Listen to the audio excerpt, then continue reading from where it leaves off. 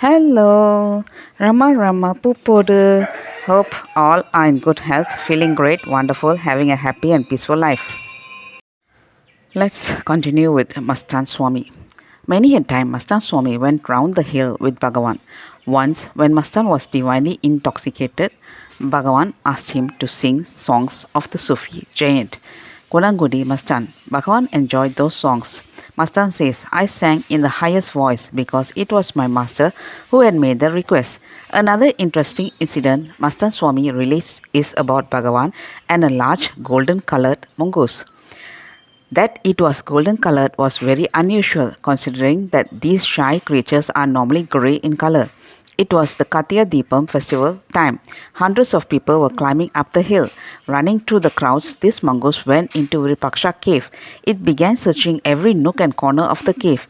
At the time, Palani Swami was not there as he was taking a bath in a stream nearby. Not finding Bhagavan inside, the mongoose went outside and licked Palani Swami's feet. Then it started climbing up further to Kanda Ashramam where Bhagavan was. On reaching Kanda Ashramam, the mongoose fearlessly jumped onto Bhagavan's lap and sat gazing at him. Bhagavan caressed it and looked at it, pouring his grace. The ashram was crowded and the only attendant present was Masthan Swami. He took care that the creature didn't get hurt and didn't hurt the peacocks there. Wherever the mongoose went, he followed it. After a while, it disappeared. When the ashram manager Parama Swami returned, Masthan related what had happened. Parama Swami said, You should have caught that mongoose and kept it tied down here. Bhagavan smiled at them. Can you catch him? Can you tie him down? He is a Siddha Purusha. Arunachala is the home of many Siddha Purushas. One of them wanted to come and spend some time here, so he came here. During Bhagavan's lifetime, some of the serious seekers were living in Palakutu, a grove of jackfruit trees near the ashram. Sometimes they would decide to go to other towns to beg and sing praises of Bhagavan.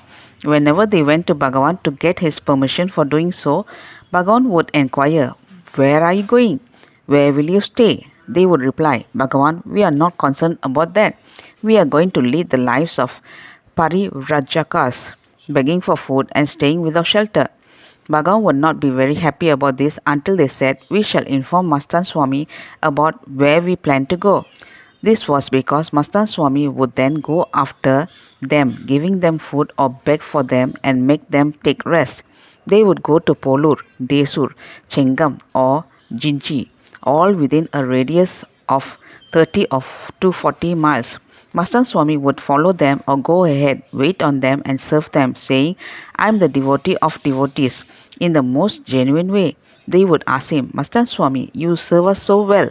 What can we do for you? You can do one thing for me. He would reply, narrate without omitting one single word whatever our master spoke in my absence. That was the only reward this devotee wanted. Masthan Swami was very humble. Bhagavan himself said that except for Kunju Swami and Viswanatha Swami, the other devotees never knew who Masthan Swami was. He preferred to remain unobserved. The words humble, devoted and pious aptly describe him. Once a robbery took place in the old hall at Ramana Ashramam while Bhagavan, Masthan Swami and some others were present. There was no reaction from Masthan Swami, though one sadhu actually took a crowbar to hit the robbers. Bhagavan stopped him and said, We are all sadhus. Our duty is to keep quiet. The robbers' duty is to rob. Let us follow our dharma. Let them follow theirs. When Masthan Swami became ill, he moved from his village to another village because he did not want to give anyone trouble. Rarely did Bhagavan go out of his way for anybody, but in this case, Bhagavan called Desu Ramal and said, Wherever Masthan Swami goes, be with him and look after him. I have rarely heard of Bhagavan giving this kind of instruction for the sake of any other devotee. Masthan Swami's last days were very beautiful. After he dropped his body, Desu Ramal came to Bhagavan and narrated, Bhagavan, in his last days, we thought he was in delirium. He was saying, Nandi has descended and Shiva's celestial devotees, the Buddha Ganas, are dancing, saying, Masthan, come to us. She continued, perhaps he was blabbering in his delirium. But Bhagavan, in his last moment, he stood up. it was absolutely impossible for him to stand up in that state.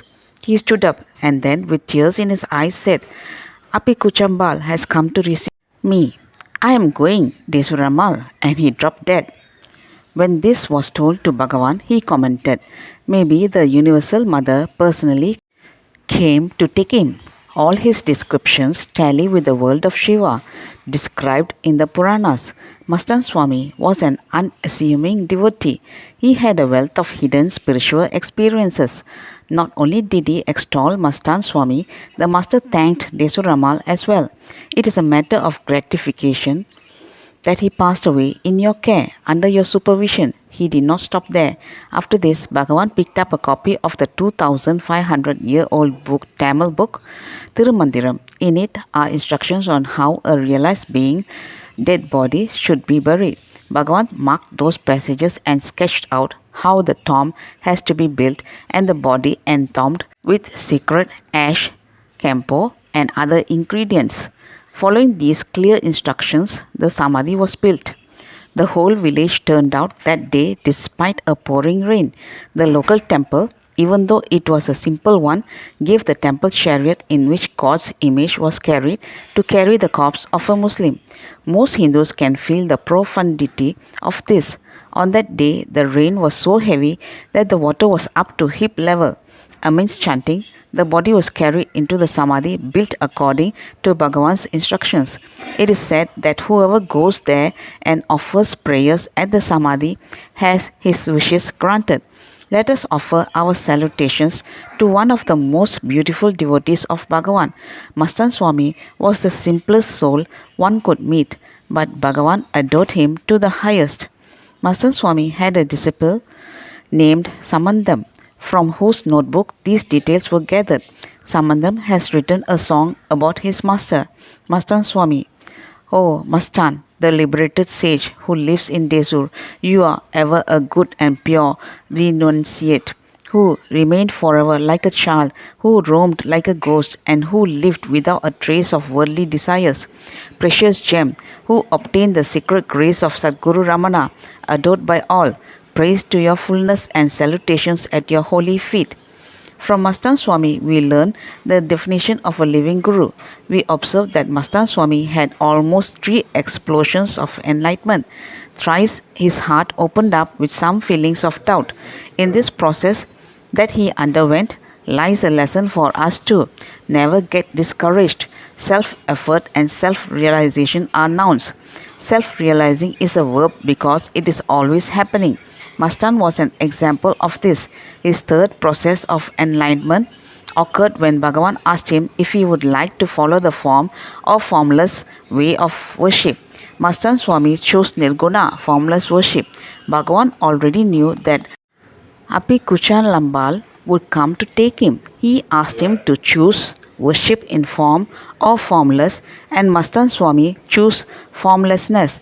Yet his ultimate liberation came from form, which means only one thing: God alone decides. We have the liberty only to make effort. The result is always in the hands of God, and it is always for our good. That's all, folks. Let's continue the next chapter. Thank you. Bye bye. Rama Rama Pupoda.